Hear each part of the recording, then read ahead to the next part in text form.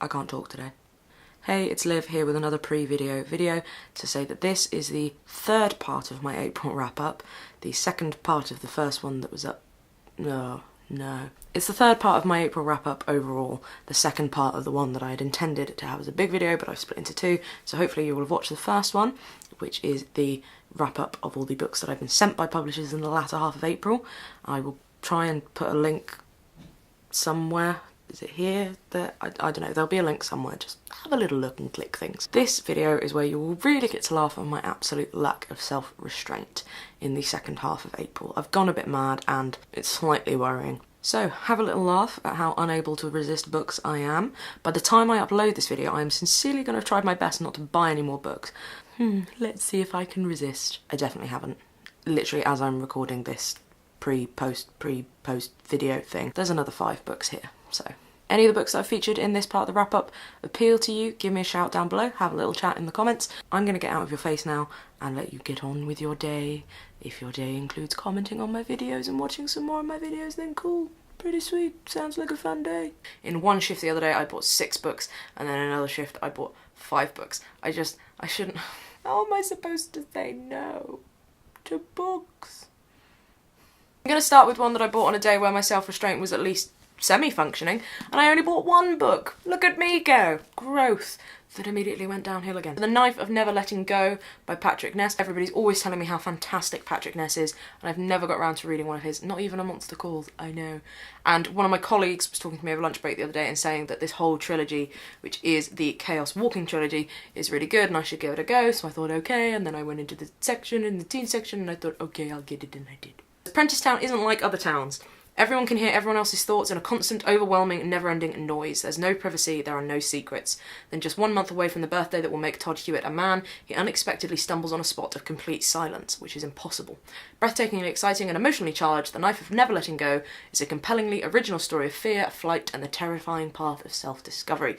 So I'm very excited to give this one a go. So the next lot are from the day that I'm now affectionately calling the Day of 6 Books, is Ocean Vuong's Night Sky with Exit Wounds. I hope I've pronounced that right. Ocean Vuong? Not sure.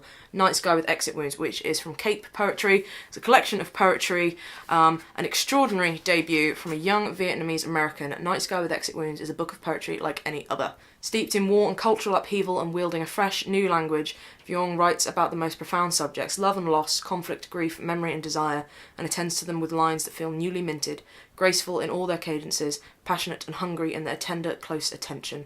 An unusual, important book, both gentle and visceral, vulnerable and assured, and its blend of humanity and power make it one of the best first collections of poetry to come out of America in years. So I'm very excited about this one again. I've heard a lot of talk about this one all over BookTube. I'm very, very excited to continue reading more poetry this year because I've, as I say, Luke Kennard's Cane was the first book of poetry I've read this year, which is really not like me. So I'm going to step it up and start reading Night Sky with Exit Wounds very soon. Another one I picked up was one that I intended to pick up and wasn't sort of an impulse buy. It's one that I've seen popping up on Twitter again recently a few times, even though it's a bit of an older book, and that is Maxine Hong Kingston's The Woman Warrior. Throughout her childhood, Maxine Hong Kingston listened to her mother's mesmerising tales of a China where girls are worthless, tradition is exalted, and only a strong, wily woman can scratch her way upwards. Growing up in a changing America, surrounded by Chinese myth and memory, this is her story of 2 cultures and one trenchant lyrical journey into womanhood. Complex and beautiful, angry and adoring, The Woman Warrior is a seminal piece of writing about emigration and identity, wildly hailed as a feminist classic. So, I'm very excited to add this to my non-fiction stack and get reading. And then I bought this one, George Simenon's The Snow Was Dirty. Now, I've never read any George Simenon because I've never been particularly bothered by the Maigret series. I could be wrong. For all I know, they could be my new favourite series of books just waiting. I wasn't even aware that George Simenon had written some other novels that weren't Maigret novels. And I saw this one was the only one we had in stock, and I thought it sounded really intriguing. 19-year-old Frank, thug, thief, son of a brothel owner, gets by surprisingly well despite living in a city under military occupation, but a warm house and a full stomach are not enough to make him feel truly alive in such a climate of deceit and betrayal. During a bleak, unending winter, he embarks on a string of violent and sordid crimes that set him on a path from which he can never return.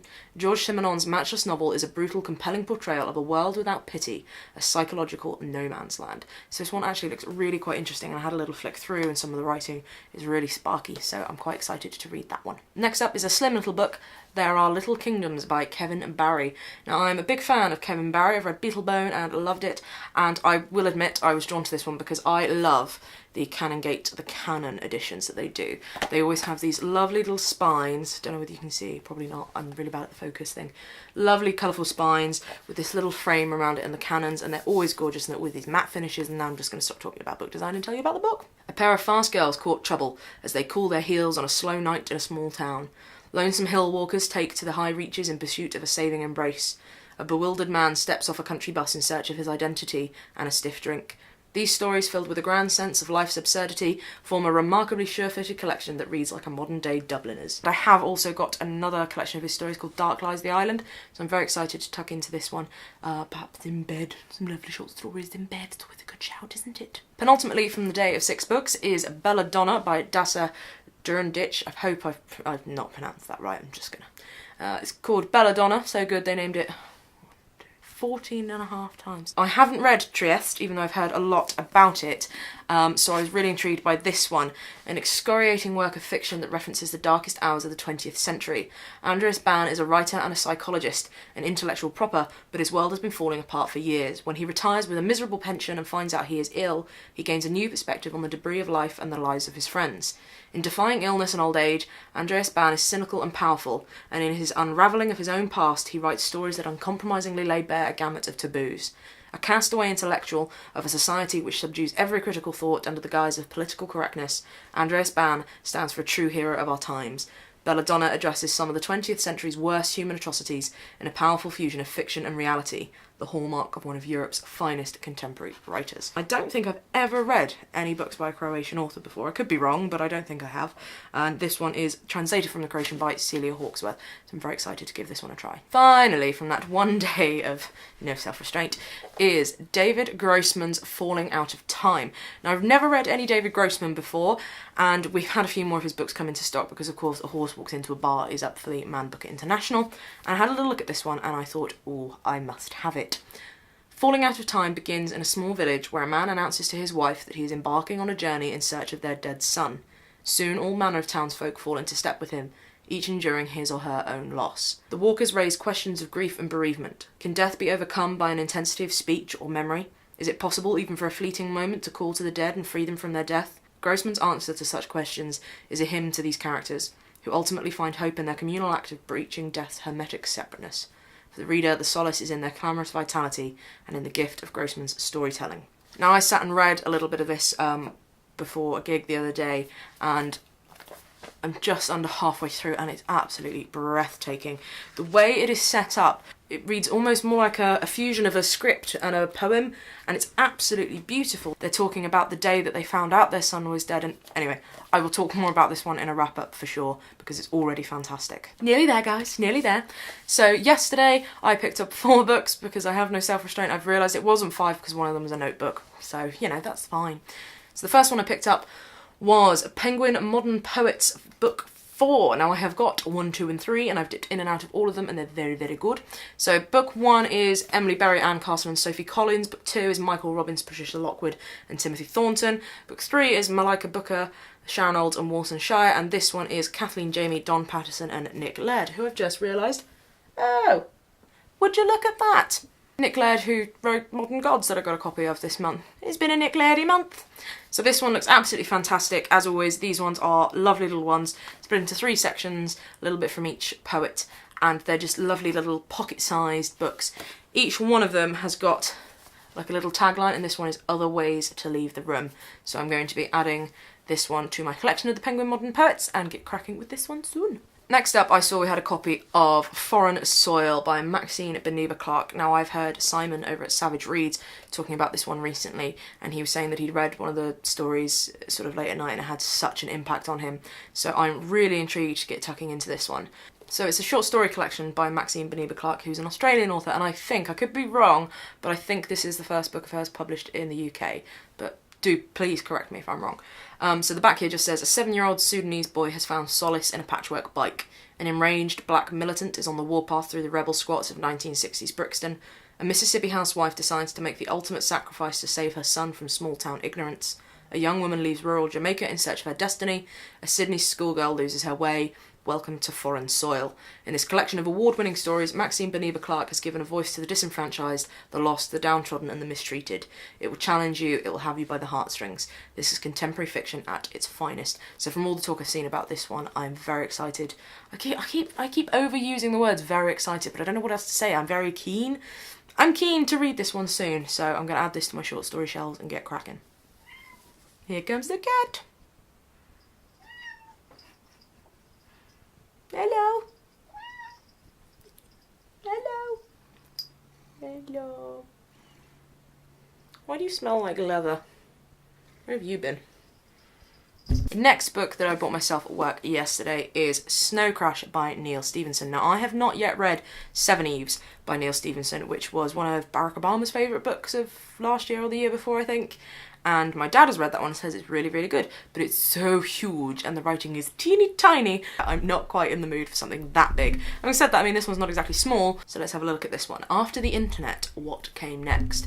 Enter the metaverse, cyberspace home to avatars and software demons where anything and just about everything goes.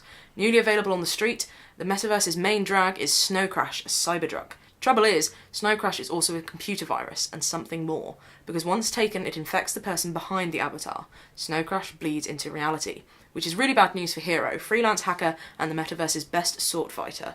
He wrote the code. And YT skateboard courier, street imp and mouthy teenage girl because reality was shitty enough before someone started messing with it. Exploring linguistics, religion, computer science, politics, philosophy, cryptography and the future of pizza delivery, Snow Crash is a riveting breakneck adventure into the fast approaching future. So this one looks really interesting and I'm a big fan of that cover. Again, well done, Penguin. The last book that I bought myself yesterday was a non-fiction book called Slow Burn City by Rowan Moore.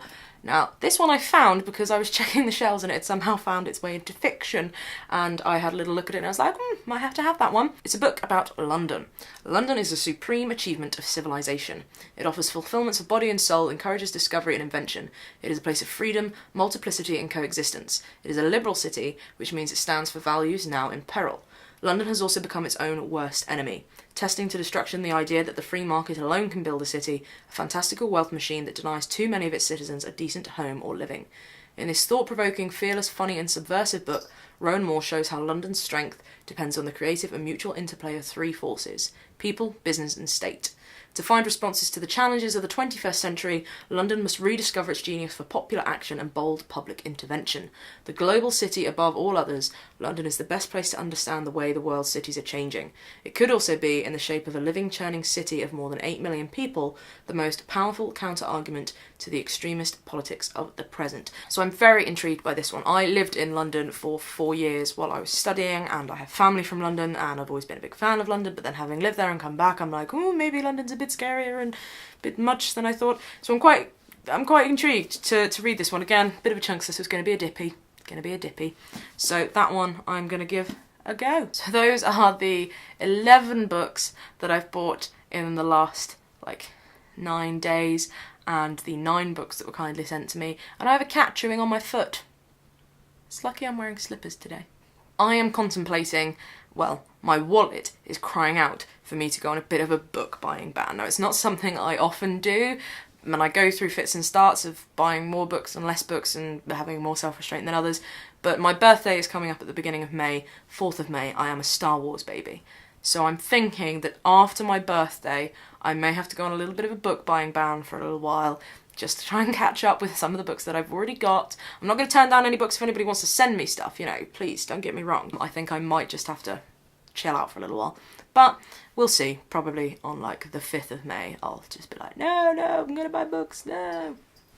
Have any of you read any of these books that I have put forth and waved upon your face? Waved upon your face? Waved in the general direction of your face? Have you read any of them? Are any of them any good? Would you recommend them? Have I picked well? Have I picked badly? Actually, don't tell me if I picked badly, because I've already picked them. And yes, I've already picked them. I've already bought them. I'm going to read them one day. Before I die. Before I die. So basically, if you have read any of the books that I've mentioned here today and you thought they were any good, just comment down below, let me know what you thought of them, and we'll have a little chat about them. Thank you so much again to everyone who's been commenting. It's been really, really nice to chat and talk to some of you and meet you, and yeah, keep commenting and talking, and I'm going to stop talking in a minute, but yeah, yay! Thank you very much for watching, guys, and I will see you again next time when I do something that I haven't even decided on what I'm doing yet, because I just do these things by the seat of my pants. Bye! Thanks very much, and I will see you in the next video. Bye!